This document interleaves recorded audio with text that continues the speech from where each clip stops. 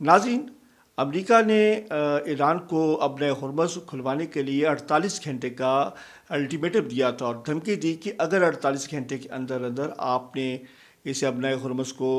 بغیر کسی خطرے کے خالی نہ کیا تو میں آپ کے ایران پر بدترین حملہ کروں گا اور آپ کے جو توانائی کے جو پلانٹ ہے، گریڈ اسٹیشن ہے، اس کو حملہ کر کے اس کو تباہ و برباد کر دوں گا اور ایران کو طارح کر دوں گا۔ تو ایران کی جانب سے بھی جوابی رد عمل دیتے ہوئے کہا تھا کہ اگر امریکہ نے ہماری سرزمین پر کسی بھی ایک توانائی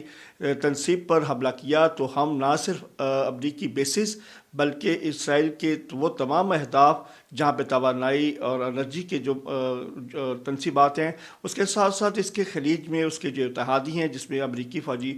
اڈے لے کے بیٹھی ہوئی ہے، اس کے تمام ان کے جو انرجی کے اور توانائی کے اور ان کی جو واٹر فلٹر جو پلانٹس ہیں اس کو ہم نشانہ بنائیں گے۔ اگر ایران تاریخ میں بیٹھا تو پورا خطہ تاریخ میں بیٹھے گا۔ تو اس دھمکی کے بعد جو ہے پورے خطے میں ایک انتہائی